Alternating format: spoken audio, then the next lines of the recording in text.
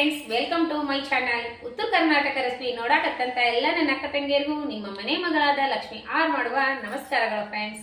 ಇವತ್ತಿನ ರೆಸಿಪಿ ಏನ್ ತಗೊಂಬಂದಿನಿ ಅಂದ್ರೆ, ನಾನು ಒಂದು ಸಿಂಪಲ್ ಆಗಿ ಟೇಸ್ಟಿಯಾಗಿ ಮಾಡುವಂತ ಮಸಾಲೆ ಪಡ್ಡು ಹೇಗೆ ಮಾಡೋದು ಅಂತ ಹೇಳ್ಕೊಡ್ತೀನಿ. ಅದಕ್ಕೆ ಡಿಫ್ರೆಂಟ್ ಚಟ್ನಿ ಹೇಳ್ಕೊಡ್ತೀನಿ, ನೋಡ್ಕೊಂಬ. ಅದಕ್ಕೆ ಬೇಕಾಗಿರುವಂತ ಇಂಗ್ರೀಡಿಯೆಂಟ್ಸ್ಗಳು ಕೊಬ್ಬರಿ ಜಾಸ್ತಿ ಇಲ್ಲ, ಈ ಶೇಂಗಾ ಚೆನ್ನಾಗಿ ಹುರಿದ್ಬಿಟ್ಟು ತೊಗೊಂಡಿನಿ. ಕೆಂಪು ಮೂಡ್ನಲ್ಲಿ ಹುರಿದು ಚೆನ್ನಾಗಿ ಶೇಂಗಾ. ಆಮೇಲೆ ಇದಕ್ಕೆ ಬೇಕಾಗಿರುವಂಥ 5-6 ರೆಡ್ ಮೆಣಸಿಕಾಯಿ, ಆಮೇಲೆ ಸ್ವಲ್ಪ ಕೊಬ್ಬರಿ, ಆಮೇಲೆ ಕರಿಬೇವು, ಕೊತ್ತಂಬರಿ, ಮೆಣಸಿಕಾಯಿ, ಜೀರಿಗೆ, ಬೆಳ್ಳುಳ್ಳಿ ಇಷ್ಟು ತೊಗೊಂಡು ನೋಡ್ರಿ. ಈಗ ಏನು ಮಾಡೋಣ ಅಂದ್ರೆ, ಸ್ವಲ್ಪ ಎಣ್ಣೆ ಹಾಕಿ ಶೇಂಗಾ ಫ್ರೈ ಮಾಡ್ಕೊಳ್ಳೋಣ ಬನ್ನಿ. ನೋಡ್ರಿ, ಶೇಂಗಾ ಎಣ್ಣೆ ಒಳಗೆ ಫ್ರೈ ಮಾಡ್ಲತ್ತೀನಿ. ನೋಡ್ರಿ, ರೆಡ್ ಮೆಣಸಿಕಾಯಿ ಹಾಕ್ತಾ ಇದ್ದೀನಿ. ಆಮೇಲೆ ಇದರೊಳಗೆ 1-2 ಬೆಳ್ಳುಳ್ಳಿ ಹಾಕ್ತಿದ್ದೀನಿ. ಹಾಗೆ ಜೀರಿಗೆ ಹಾಕೋಣ. ಜೀರಿಗೆ,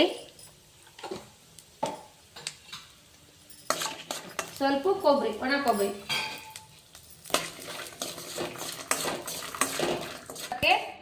ಇಷ್ಟು ಉಪ್ಪು ಹಾಕ್ತಾ ಇದ್ದೀನಿ. ಉಪ್ಪು ರುಚಿಗೆ ತಕ್ಕಷ್ಟು ಉಪ್ಪು. ಈ ಕನ್ಸಿಸ್ಟೆನ್ಸಿಯಲ್ಲಿ ಇರಬೇಕು ಹಿಟ್ಟು. ಬೆಳಗ್ಗೆ ದೋಸೆ ಮಾಡ್ಕೊಂಡಿನಿ, ಸಾಯಂಕಾಲ ಕೊಬ್ಬರಿ ಚಟ್ನಿ ಖಾಲಿ ಆಗಿದೆ. ಶೇಂಗಾ ಚಟ್ನಿ, ಪಡ್ಡು, ಮಸಾಲ ಪಡ್ಡು.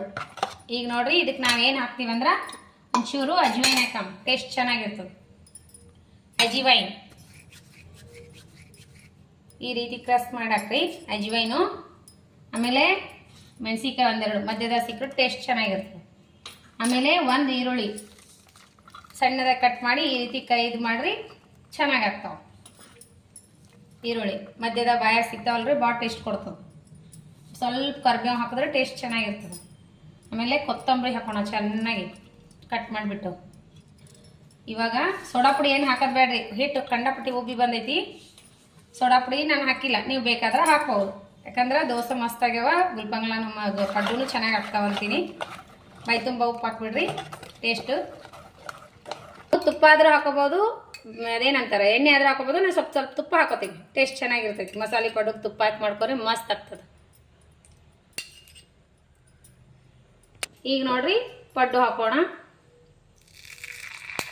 ಸ್ವಲ್ಪ ಗ್ಯಾಪ್ ಬಿಟ್ಟು ಹಾಕ್ರಿ, ಉಬ್ಬಿ ಬರ್ತಾವು.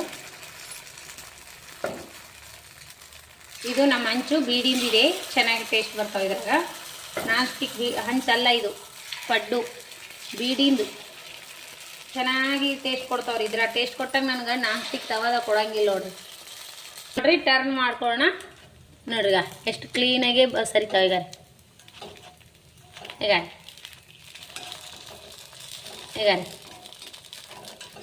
ಬೇಗ ಬೇಗ ಟರ್ನ್ ಮಾಡ್ಕೋಬಹುದು.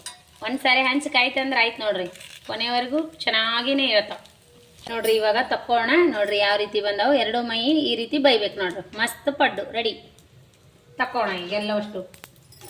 ಮತ್ತೆ ಕೊಬ್ಬರಿ ಇದು ಶೇಂಗಾ ಚಟ್ನಿ, ಪಡ್ಡು, ಮಸಾಲೆ ಪಡ್ಡು ಯಾವ ರೀತಿ ಬಂದಾವ ಅಂತ ನೋಡ್ಕೋರಿ. ಮಸ್ತ್ ಅಂದ್ರೆ ಮಸ್ತ್ ಬಂದಾವ. ಯಾವ ರೀತಿ ಬಂದಾವ ನೋಡ್ರಿ. ಈಗ ರೀ ಎಷ್ಟು ಚೆನ್ನಾಗಿ ಬಂದಾವ, ಬೋಂಡ ಬಂದಾವ. 2 ಮೈ ಇದೇ ರೀತಿ ಬೈಸ್ಕೋಬೇಕು ನೋಡ್ರಿ. ಈಗ ಈ ಮೈನು ಹಾಗೆ, ಈ ಮೈನು ಹಾಗೆ ನೋಡ್ರಿ. ಬಾಲ್ ಆಗ್ಯದ, ಎಷ್ಟು ಚೆನ್ನಾಗಿ ಬಂದಾವ. ಈಗ ಹತ್ತಿ ಥರ ಮೃದುವಾಗಿ ಬಂದಾವ. ಒಳಗೆ ನೋಡ್ರಿ ಎಷ್ಟು ಸಾಫ್ಟ್ ಆಗ್ಯಾವ. ಈಗ ರೀ ಬ್ರೆಡ್ ಥರ ನೋಡ್ರಿ, ಎಷ್ಟು ಮಸ್ತ್ ಆಗ್ಯಾವ. ನೋಡಿದ್ರೆ ತಿನ್ಬೇಕು ಅನಿಸ್ತದೆ. ಯಾರಿಗೆಲ್ಲ ತಿನ್ಬೇಕು ಅನಿಸ್ತದೆ ಬರ್ರಿ. ಮಸ್ತ್ ಅಂತ ಏನದು ಮಸಾಲ ಪಡ್ಡು ಎಲ್ಲವಷ್ಟು ಅದೇ ರೀತಿ ಬಂದಾವ ನೋಡ್ರಿ. ಈಗ 2 ಮೈ ಈ ರೀತಿ ಬೈಸ್ಕೋರಿ, ಹಸಿ ಬಿಸಿ ಏನಾಗಂಗಿಲ್ಲ. ಮಸ್ತ್ ಅಂದ್ರೆ ಮಸ್ತ್ ನೋಡ್ರಿ. ಯಾವ ರೀತಿ ಬಂದಾವ ಅಂದ್ರೆ ಮಸ್ತ್ ಆತಾವ. ಈ ರೀತಿ ಮಾಡಿಕೊಡ್ರಿ, ಮಕ್ಕಳು ತುಂಬ ಇಷ್ಟಪಡ್ತಾವ. ಈ ರೀತಿ ಮಾಡಿಕೊಟ್ರೆ ಚಟ್ನಿ ಅವಶ್ಯಕತೆ ಇರಲ್ರಿ. ತಿಂತಿದ್ರಂದ್ರೆ ಚಟ್ನಿ ಮಾಡ್ಬೋದು ನೋಡ್ರಿ. ಇವಾಗ ನಾನು ಬೆಳಗ್ಗೆ ದೋಸೆ ಮಾಡೀನಿ.